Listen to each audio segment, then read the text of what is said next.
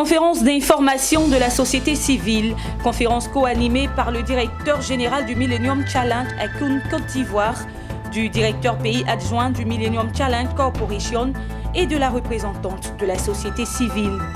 Également conférence au Sahara 2019 prononcée par APROMAC, Association des professionnels du caoutchouc naturel de Côte d'Ivoire.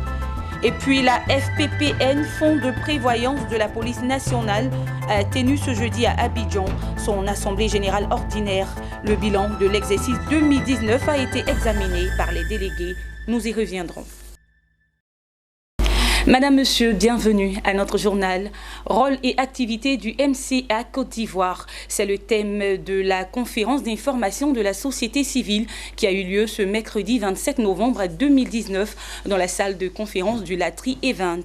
Cette conférence a été co-animée par le directeur général du Millennium Challenge à Côte d'Ivoire, le directeur pays adjoint du Millennium Challenge Corporation et par la représentante de la société civile. Des détails avec Pierre Tebeu.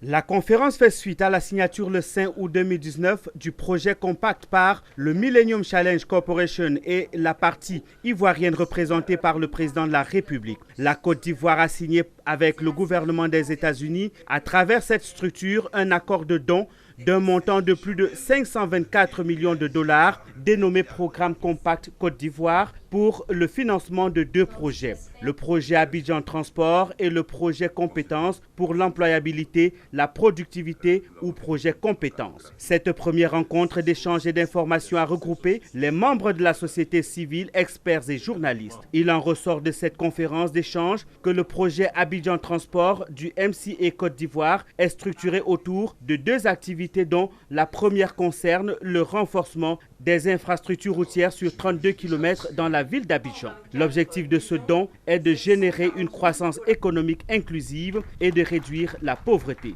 Nous tenons absolument à impliquer pleinement les acteurs et les représentants de la société civile dans ce programme pour nous garantir tout simplement son impact important, significatif pour les populations ivoiriennes. Dans de nombreux pays, la société civile est un acteur clé des projets de développement majeurs. Et dans ce programme Compact Côte d'Ivoire, qui doit impacter la vie de plus de 11 millions d'Ivoiriens, le projet Compétences pour l'employabilité et la productivité comporte également deux activités dont l'une est axée sur l'enseignement secondaire pour le développement des compétences de base et un accès équitable à l'éducation à travers la construction de 74 à 84 collèges de proximité dans les régions de Mbeke et de San Pedro. À ces différents projets, la société civile a été fortement mobilisée et représentée au sein du conseil d'administration. Dans toutes les instances où il est question de développement, où il est question de programmes, d'actions au profit des populations, la société civile a sa place. La Côte d'Ivoire a obtenu son premier compact. Les membres de la société civile espèrent s'impliquer activement pour le bien de la population. L'ombre du chômage continue de planer sur les diplômés ivoiriens. Pour créer les conditions pour un entrepreneuriat de croissance en Côte d'Ivoire, la fondation Friedrich Neumann a mis en place un projet dénommé BAB Innove. La présentation de ce projet s'est faite ce mercredi 27 novembre 2019 à Abidjan. Des détails avec Marthe Sekongo et Tima Traoré.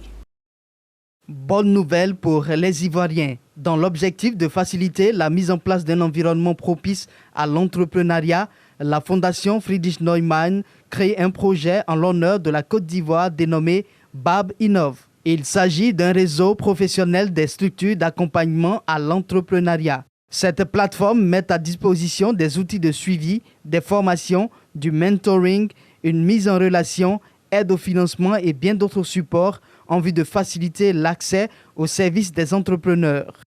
BAB Innove est une plateforme qui a été mise en place pour permettre aux structures d'accompagnement à l'entrepreneuriat de se rencontrer, de mettre ensemble en synergie leurs acquis, de travailler de concert de sorte à faciliter la progression des porteurs de projets et des entrepreneurs de Côte d'Ivoire. L'écosystème de l'entrepreneuriat restait longtemps décousu. Un panel a été fait sur les réseaux économiques dans la dynamisation d'écosystème entrepreneurial. L'important étant, dans ce cadre-là, de pouvoir participer à la création d'un écosystème plus organisé. Et c'est dans ce cadre-là qu'on a décidé, avec certains acteurs qui travaillent dans l'accompagnement à l'entrepreneuriat, de pouvoir se regrouper avec ces différents acteurs-là pour créer un réseau qui permettra d'être un peu plus structuré et d'être un interlocuteur face aux différentes institutions et face aux différents entrepreneurs qui cherchent parfois des informations et qui cherchent des structures accompagnantes. Le directeur de la promotion des petites et moyennes entreprises, Bertin Angwa, a salué cette initiative qui vient accompagner les efforts du gouvernement dans son intérêt, celui de connaître un aboutissement efficient dans la gestion des défis liés au chômage en Côte d'Ivoire. Au nom de Monsieur le ministre et du directeur de cabinet, je voudrais remercier les initiateurs de cette séance, de cette conférence. Le comité de pilotage du projet BAB Innove est composé d'agences étatiques, de structures d'accompagnement privées et d'entrepreneurs. Sa mission, rendre plus cohérent et plus structuré le programme d'appui à l'entrepreneuriat.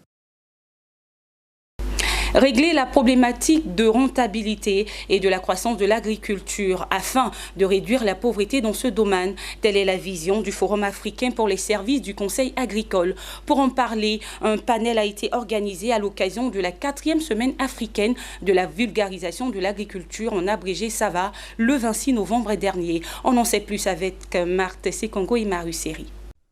Libérer le potentiel de services de conseil agricole et rural pour un changement de pratiques agricoles en Afrique. Telle était la thématique centrale de ce panel. Agriculteurs, aspirants et experts, tous étaient réunis pour un objectif commun. Aider efficacement les acteurs de la chaîne de valeur à accroître durablement la productivité agricole et la sécurité alimentaire. Cette deuxième journée de la 4e semaine africaine de vulgarisation agricole a servi de cadre pour relever les challenges que rencontre le secteur privé dans la résolution des problèmes depuis la base. Il faudra qu'aujourd'hui, nous puissions revenir à l'industrialisation et donc arriver à structurer nos marchés et pour que ces marchés-là soient vraiment menés par le secteur privé. Donc il faudrait en fin de compte que cela soit dans l'agenda du secteur privé et que ce soit le secteur privé qui puisse arriver à piloter cela. Auparavant, on s'est beaucoup focalisé sur les exploitants agricoles eux-mêmes pour que tout parte de ces différentes personnes. Mais aujourd'hui, nous sommes dans une nouvelle donne où nous devons revenir à l'industrialisation pour que le secteur privé prenne les commandes des choses. La structure du marché agricole permettra aux agriculteurs de bénéficier pleinement de leur production, selon l'agent de programme AGRA. Parce qu'à ce niveau, il faudrait que ces personnes soient à même de pouvoir négocier et de pouvoir prendre le devant de tout ce qui est négociation afin que la transparence puisse exister dans ce secteur. Pour atteindre les objectifs de la deuxième journée de la 4e semaine africaine de vulgarisation agricole, un appel a été lancé au gouvernement ivoirien afin d'aider ces acteurs à être maîtres de la gestion de leur activité. La SAVA 2019 se poursuit jusqu'au 29 novembre 2019. Pendant longtemps, l'EVA-culture était accusée d'être un prédateur pour les autres cultures, en l'occurrence pour le vivrier. C'est pour battre en brèche cette conception que APROMAC, Association des professionnels du caoutchouc naturel de Côte d'Ivoire, a prononcé une conférence à l'occasion du SARA 2019. Cette conférence a porté sur le fait qu'il est possible d'associer l'EVA à d'autres productions pour justement contribuer à l'alimentation pérenne de l'EVA-culteur.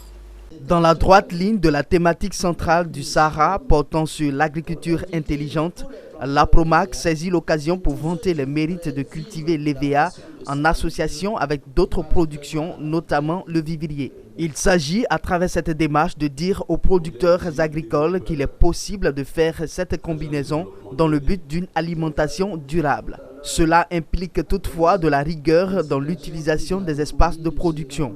Tout opérateur ou tout planteur qui veut faire de l'EVA doit pouvoir réserver au moins 5% de son domaine forestier à la culture du vivrier de manière à ce que, à tout moment, lui-même il puisse assurer son autosuffisance alimentaire, mais vendre l'excédent que lui procure cette vente-là pour amortir une partie de l'investissement qu'il réalise. Longtemps présenté comme une culture prédatrice pour le vivrier, l'EVA peut cohabiter avec d'autres produits comme la banane, l'aubergine, le gombo, le piment et bien d'autres denrées de consommation. Il se présente comme un atout en termes de diversification alimentaire, selon le président de l'APROMAC. Toutefois, au cours de cette conférence, le président des professionnels de caoutchouc naturel est revenu sur la taxe de 5% sur les recettes exigées aux industriels et usiniers du secteur. Elle s'avère pesante pour les acteurs, selon le président de l'APROMAC. Elle aurait dû ne pas exister. Dieu merci, aujourd'hui, l'État et nous sommes en train de trouver des solutions adéquates à cette question-là.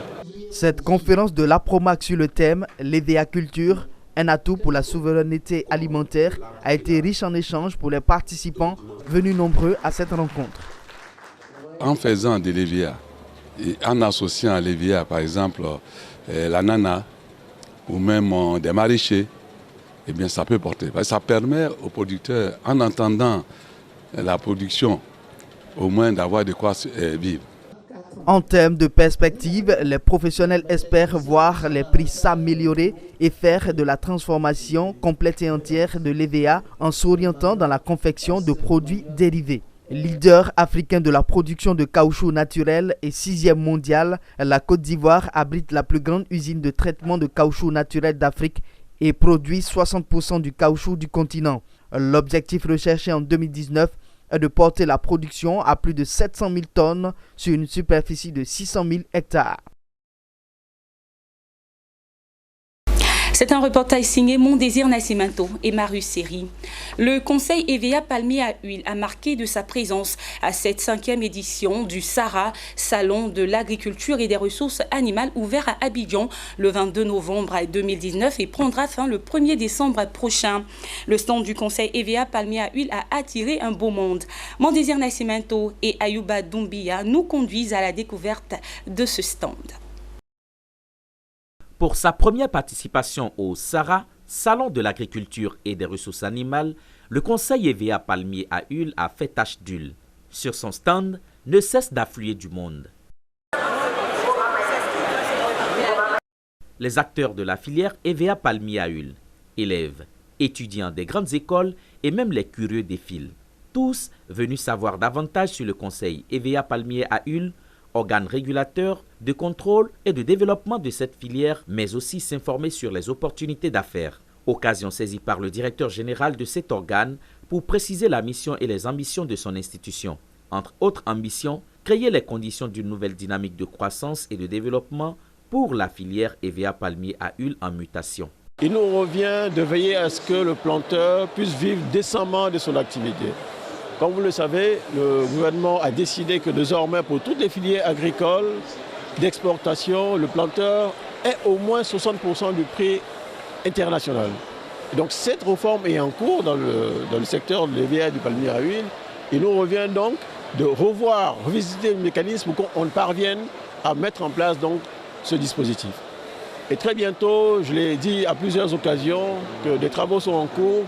Et on espère pouvoir annoncer pour 2020 un nouveau mécanisme qui va donc garantir aux planteurs au moins 60% du prix international. Alors, mais ce n'est pas anodin. Si vous redonnez du pouvoir d'achat aux planteurs, mais vous lui permettez d'améliorer son cadre de vie. Et vous lui permettez également de réinvestir en termes d'entretien de sa parcelle pour que la trajectoire de croissance ne s'interrompe pas à un moment donné.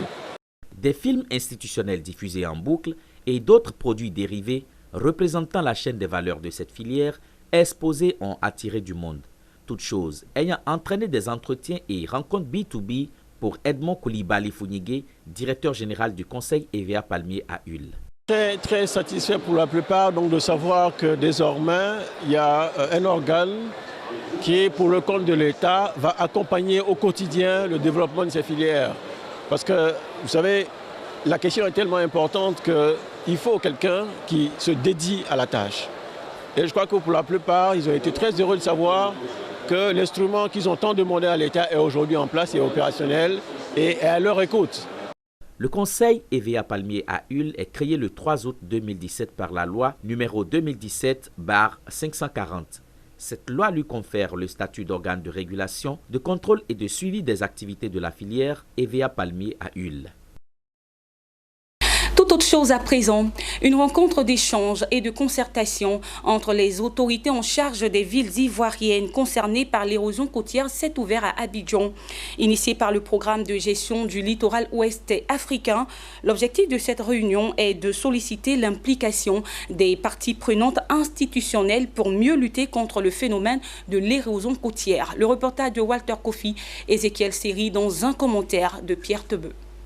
Cet atelier de concertation s'est déroulé entre acteurs institutionnels et élus locaux de la zone côtière. L'objectif de cette rencontre est la mise en place d'un réseau local de gestion du projet de résilience du littoral ivoirien. Les parties prenantes sont appelées à se mobiliser pour comprendre tous les enjeux du projet et jouer leur rôle dans la réalisation des différentes activités mises en œuvre pour sauver les populations et les richesses de la zone côtière.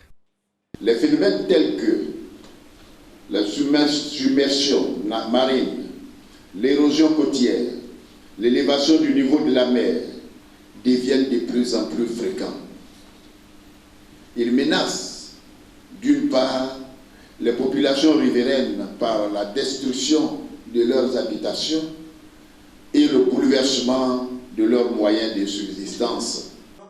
Le corps préfectoral et les représentants des mairies des villes côtières ont eu l'occasion d'exposer les difficultés rencontrées par leur population et la vétusté des infrastructures menacées par l'érosion. Conscients de l'importance de leur zone pour l'économie et le tourisme ivoirien, ces derniers sont heureux de l'initiative mise en place afin de trouver des solutions communes. Cet atelier vient à point nommé parce que figurez-vous, pendant 3 ou 4 mois, nous avons l'embouchure qui mène à la mer est complètement bouchée. Donc notre souhait, et c'est pour ça que nous sommes là, c'est qu'on fasse une ouverture qui soit pérenne, comme ils sont en train de le faire à Grand Bassam. Et vous savez qu'à Sampoto, il y a de nombreux bassins, de nombreux bas-fonds. Et aujourd'hui, la population est confrontée à cette réalité-là. Cette rencontre est une initiative de l'équipe du projet d'investissement pour la résilience des zones côtières ouest-africaines dénommé Wakareside. Un mot de bonne gouvernance dans les organismes de mutualité sociale. Le FPPN, entendé Fonds de prévoyance de la police nationale, a tenu ce jeudi à Abidjan son assemblée générale ordinaire. Au cours de cette rencontre, les délégués ont examiné le bilan de l'exercice 2018 et dégagé des perspectives. Le reportage de Hervé Blayon et Tima Traoré. C'est une assemblée générale de tous les défis. C'est une assemblée générale qui doit permettre de réorienter le fonds de prévoyance de la police nationale. Il ne croyait pas si bien dire. L'Assemblée générale ordinaire du FPPN, Fonds de prévoyance de la police nationale, s'est penchée sur la réforme de cet organisme de mutualité sociale. Objectif, procéder à une restructuration organisationnelle et fonctionnelle du fonds. Une démarche qui passe par un audit. Monsieur le ministre a annoncé que nous devions faire un audit. Nous l'avons accepté parce que nous n'avons rien à nous reprocher. Retenez que cet audit s'inscrit dans une dynamique de recherche de solutions à l'enlisement du fonds de prévoyance de la police nationale. Il se veut une mesure qui permettra au ministre de la Sécurité et de la Protection sociale de disposer d'éléments de langage pertinents pour obtenir l'appui financier nécessaire au redressement du fonds de prévoyance de la police nationale. Au terme des travaux, les délégués ont entériné plusieurs résolutions, dont la principale est de procéder à un audit du FPPN. Une décision devant permettre au fonds de prévoyance de la police nationale de s'inscrire dans une dynamique nouvelle. Étudier à l'étranger, beaucoup en rêvent. L'entreprise FPS Éduc, à travers son projet social à caractère économique, offre des bourses d'études aux jeunes désireux poursuivre leurs études à l'étranger et à moindre coût. Initiée par la tribune mensuelle d'information générale, la rencontre de présentation de ce projet s'est faite ce mardi dans la commune de Cocody à Abidjan. Le reportage de Zeynab Dosso et Ézéchiel Seri. Avec nous, vous allez voyager sans difficulté. Vous n'avez pas besoin de visa pour aller en Europe avec notre projet.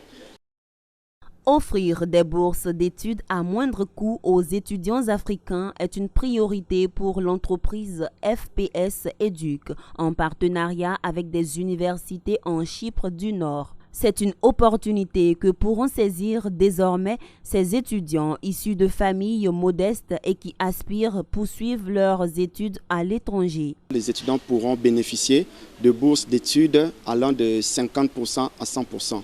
Et les conditions ne sont pas si compliquées. Il suffit d'avoir votre bac. Vous venez dans notre bureau. Vous avez la possibilité d'obtenir une bourse d'études de 100% pour aller continuer les études en Europe. Donc, je lance un appel. Je demande à tout étudiant qui aspire à continuer ses études en Europe de ne pas hésiter, de venir au niveau des FPS Éduc. Au-delà, ces offres de bourses en Europe permettront de lutter efficacement contre la problématique de la migration clandestine en Côte d'Ivoire et dans toute l'Afrique. Un objectif commun à celui du ministère ivoirien de l'Éducation nationale qui soutient cette initiative. FPS Éduc est une entreprise ivoirienne spécialisée dans l'octroi de bourses en Côte d'Ivoire et dans bien d'autres pays africains à destination de Chypre du Nord. En l'espace d'un an, ce sont plus de 180 étudiants ivoiriens qui bénéficient du projet FPS Éduc. Un mot de religion dans ce journal. Raffermir la fraternité musulmane et promouvoir la Tidjaniya. C'est autour de cet idéal que se tiendra la première édition de la Wassifa internationale. Ces retrouvailles sur fond de ferveur musulmane vont mobiliser tous les Tidjanis de l'Afrique de l'Ouest. Le lancement de cet événement s'est déroulé ce mercredi à Abidjan, précisément à l'hôtel Salam au Plateau. Le reportage de Hervé Blayon et Ayouba Doumbia. Une conférence de presse pour annoncer l'organisation de retrouvailles sur fond de communion spirituelle. La Wassifa internationale se tient à Abidjan les 7 et 8 décembre prochains. Pour le vice-président de la Fondation Tidjani de bienfaisance, ce rendez-vous est avant tout celui de la promotion de la paix. L'objectif principal visé par cette manifestation est de favoriser le raffermissement des liens entre les califes Moukadam Tidjani de la sous-région d'une part, et d'autre part, d'établir un cadre formel d'échange entre eux afin de participer activement à la promotion des valeurs de paix et d'amour dont est porteur la Tariqa Tidjani dans un monde fortement meurtri par la violence. La Wassifa internationale va mobiliser tous les califes généraux de l'Afrique de l'Ouest. Au menu de ce colloque, un concours de psalmodie du noble Coran, une conférence sur la contribution du soufisme à l'éveil des consciences en Afrique et la Wassifa ou l'invocation collective en vue de la paix dans la sous-région. La particularité de cet événement, pourquoi il était qualifié d'international, c'est parce que ça a un aspect inédit. La présence de 7 califes en Côte d'Ivoire pour une telle cérémonie. C'est un événement qui est rare, qui est inédit dans la sous-région. La première édition de la Wassifa internationale est initiée par la Fondation Tidjani, le Conseil supérieur des guides et Mokadam Tidjani en Côte d'Ivoire et le Comité national de coordination des activités de la Tidjaniya en Côte d'Ivoire. Et pour être complet sur l'actualité en Côte d'Ivoire, rendons-nous dans la région du Hambol, où le chef de l'État ivoirien Alassane Ouattara effectue une visite d'État de 4 jours.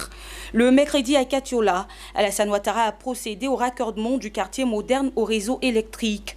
Le projet comprend 366 poteaux électriques et 366 lampadaires alimentés par un transformateur d'une puissance estimée à 800 kW. D'un coût total de 284 millions de francs CFA, cet important investissement va améliorer le quotidien de plus de 3700 habitants et l'accès à l'électricité permettra à ces populations de mener des activités génératrices de revenus. Pour la région du Hambol, un programme d'extension du réseau électrique dans les chefs-lieux de département de la région a été engagé pour un investissement de 1,3 milliard de francs CFA. Et tous les quartiers de la ville de Katiola en sont bénéficiaires. Et voilà, c'est la fin de notre journal préparé par l'ensemble de la rédaction. Merci de l'avoir suivi. Je vous retrouve très bientôt avec le même plaisir. Au revoir.